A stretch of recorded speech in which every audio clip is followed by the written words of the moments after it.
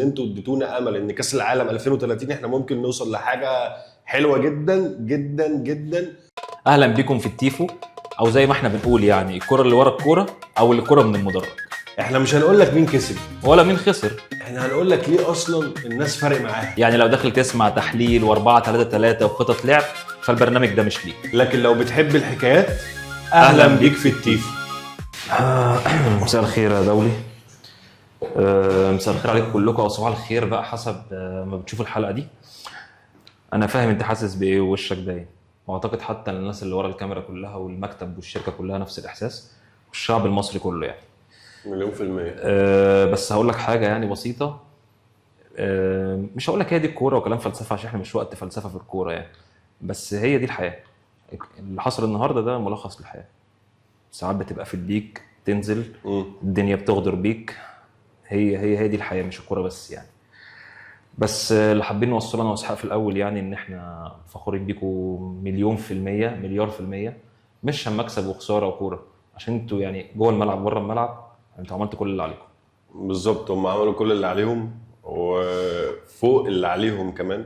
دي حقيقه. خسروا من بطل العالم شبه يعني بالعافيه وظلم. احنا دخلنا في مسرحيه يا جماعه، والاسباب التسويقيه للفيفا واضحه قوي ان الارجنتين هي اللي تكمل مش مصر. احنا جوه مسرحيه من الاخر، فضيحه. طيب. فضيحه. وهتيجي تقول لي ثواني بس، هتيجي تقول لي اصل انت مصري فحاسس بقى ان انت اتظلمت وبتاع. اي حد يخش يتفرج على الاعلام الاجنبي او الصحفيين الاجانب بيقولوا ايه على الماتش. الكورتين الجون الثاني والثالث منهم اولهم ضربتين جزاء اصلا. حمدي اتشد جوه منطقه الجزاء، صلاح اتضرب جوه منطقه الجزاء. بص يا اسحاق، الاثنين ضربات جزاء. انت بتتكلم في تفاصيل الصوره العامه. انت خسران الماتش من امبارح. الماتش ده خلصان امبارح، واحنا لما كنا بالليل قاعدين مع بعضينا بنتكلم قلت لك ايه؟ قلت لك الماتش خلص بعد تصريحات حسام حسن. يمين شمال، تخرج كوره، تخرج بره الكوره، تخرج باي شكل من الاشكال، انت خارج. شفت انفانتينو اصلا قاعد في المدرج بيحن، زيدان وراه بيحتفل بالجون. مش عارف ده كان الجون الثاني ولا كان تصدي شوبير ضربه الجزاء. انفانتينو قاعد متضايق. هو صرح ان هو اصلا في ماتش كاب فيردي اللي هو لما زلت لسان انا عانيت من الارجنتين او عانيت للارجنتين. دي حقيقه. هو مشجع لميسي او للارجنتين. هو مشجع للمصلحه، خلي بالك. ما هو يعني زي اي ما كان عايز يكسب، هي في كبزنس يعني. هو مصلحته ان ميسي يكمل في البطوله، الارجنتين تكمل في البطوله. ما هي الفيفا. انا ما ينفعش الغي حلم ناس او حلم شعب او حلم بلد ايا كان مين بقى، مصر او كاب فيردي او المغرب او عشان اسباب تسويقيه. ما انت فين المصداقيه؟ فين كاس العالم؟ لا مفيش. انا دلوقتي رايح كل سنه هطلع ميسي في جنب ومبابي في جنب يروحوا يلعبوا عشان اسباب تسويقيه. هم عشان عارفين ان انت بالنسبه لك المرحله اللي توصلها دي انجاز وهتفضل فاكره، فخلاص شكرا عملت الانجاز، خد على فاك واتكل على الله. ماشي، ما انا عايز اكمل، انا عايز حقي.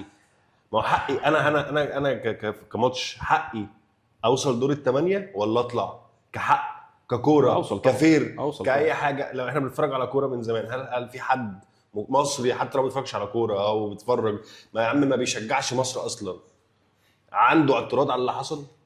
طبعا ان دي فضيحه. ناخدها سنه. انا هاخدها معاك سنه. امبارح كان في لقطتين مهمين قوي. هم الماتش بدا بدري يوم، تمام. تصريحات حسام حسن عن غزه، وكل الاحترام طبعا لحسام حسن لشخصه ولتصريحاته ولكل حاجه، كل الاحترام طبعا لاهل غزه. المعسكر الثاني الارجنتين سابت حسام حسن يقول اللي هو عايزه. ما يعني سكالوني طلع يتكلم في مؤتمر الصحفي كلام حلو جدا عن مصر ونيمنا في الخط. طلع تصريحات من جوه المعسكر بتقول ايه؟ ان هو معترضين على حكم فرنسي. ليه؟ لان فرنسا جزء من اللعبه او جزء من اباطره الكوره، والناحيه الثانيه بتنافس. بالظبط. هو مش عايزين حكم يكون ليه مصلحه ان هو يطلع الارجنتين عشان خاطر امبابي وفرنسا وكده، حتى لو ده مش حقيقه. حط ضغط على الحكم كده. فانت داخل الماتش تصريحات حسام حسن انت سالب واحد، تصريح الارجنتين او ضغط الارجنتين على الحكم 1-0 ليهم، فانت داخل فرق 2 اوتوماتيك. ومن اول دقيقه الناس هتقول لك احنا بنتدعي المظلوميه. يا جماعه الشوط الاولاني كره امام عاشور اللي اتضربت في الايد في وشه دي طرد، ولو مش طرد على الاقل انذار. لما اول حاجه حسام حسن اول ما حتى فتح بقه على الضرب امام عاشور حصل ايه؟ انذار. طب انت انذار للراجل اللي قاعد على الدكه اللي بيعترض والملعب مش مديله انذار؟ دي رقم واحد. رقم 2 هو بيتلكك على اي بيلن من الاول. حصل. ومش عايز ابقى زياده عن اللزوم بدعي المظلوميه او بنعيش في جو العياط، بس الجون بتاعهم هي ما فيهاش حاجه.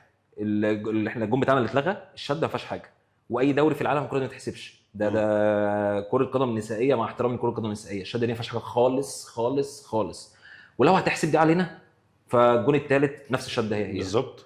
ولا انا شايف ان دي، انا رايي الشخصي، ولا دي شده ولا دي شده. هو بقى لو دي مش فاول فدي مش فاول. دي حقيقه صح. لو دي فاول فدي فاول بالظبط.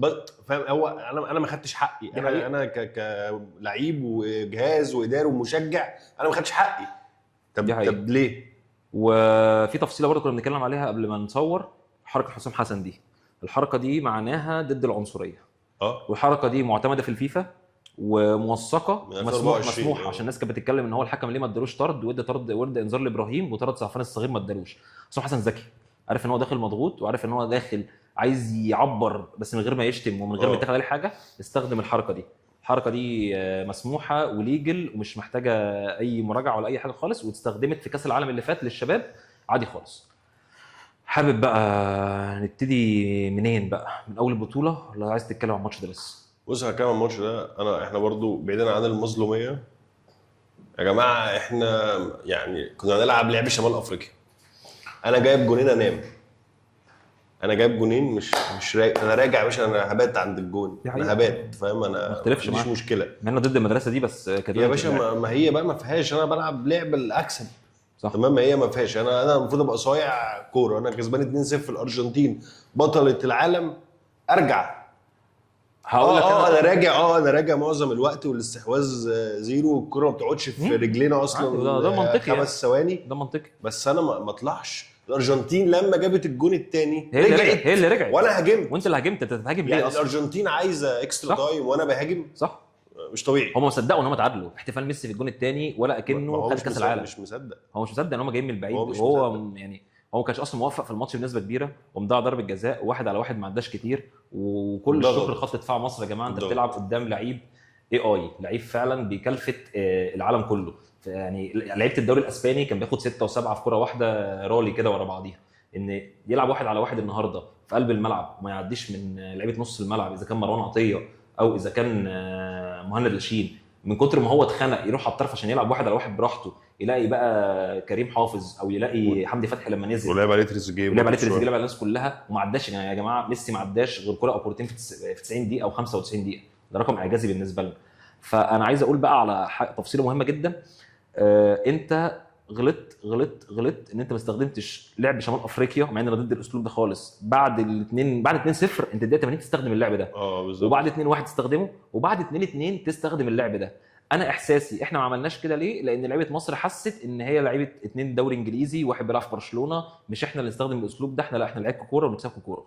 يا جماعه في اوقات لازم تستخدم عقلك. مهما كنت واثق في امكانياتك وفي قدراتك لازم تستخدم عقلك في الحياه عامه، مش في الكوره بس يعني.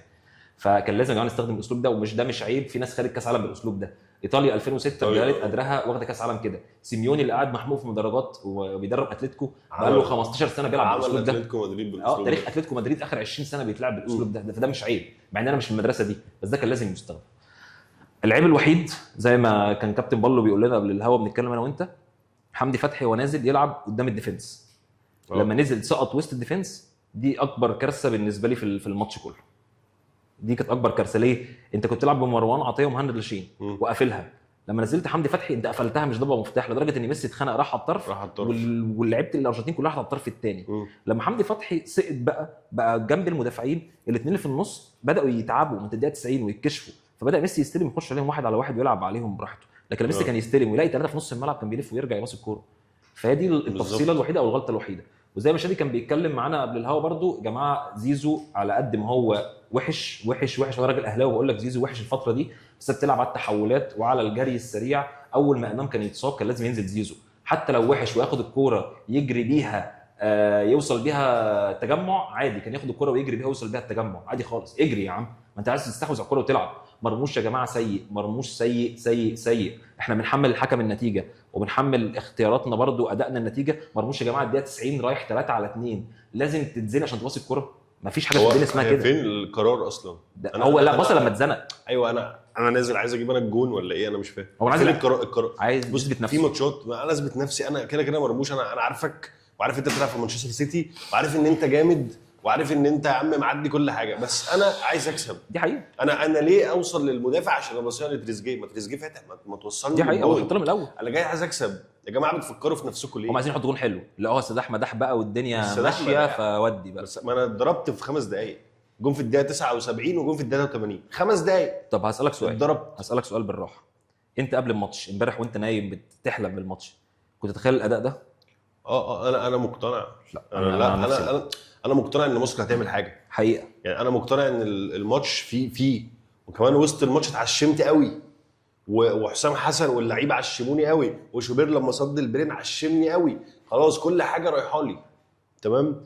فانا يمكن عملت غلطه ان انا ما دافعتش، ما كملتش على نفس الشكل.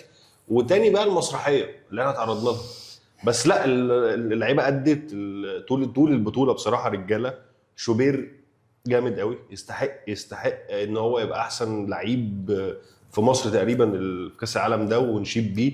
وانا مع اختلافك بقى، انا محمد هاني بالنسبه لي نسخه حلوه قوي في كاس العالم. ياسر، ربيعه، حمدي، كلهم رجاله بصراحه، كلهم رجاله. وصلاح الحلقه الاولانيه هيثم برضو لازم تديله حقه. حقيقه هيثم هو جامد ويستحق يلعب في فريق اقوى. فاكر الحلقه الاولانيه احنا قلنا ان كل كاس عالم بيطلع منه قصص تتحكي يعني لو احفادنا. النهارده يا جماعه 7/7/2026، انا واثق ان احنا ربنا يدينا ويديكم الصحه كمان 20 30 سنه، اولادنا او احفادنا اليوم ده يا جماعه افتكروه وخشوا اتفرجوا على الماتش ده زي ما نتفرج على بلد مجدي عبد الغني 90. الماتش ده لازم تتفرجوا عليه، لان زي ما قلنا كل كاس عالم بيطلع قصص تتورث. 7/7/2026 يا جماعه، دي قصه حلوه، قصه، وده اول انجاز لمصر في كاس العالم، قصه تستاهل ان احنا نتفرج عليها طبعا. وبصراحه انا محتاج اشكر اللعيبه كلها، وعشان حاجه واحده بس، ان انتوا اديتونا امل ان كاس العالم 2030 احنا ممكن نوصل لحاجه حلوه جدا جدا جدا. وبصراحه يعني سقف له. ربنا يدينا ويديك طول العمر نتفرج على كاس العالم 30 مع بعض.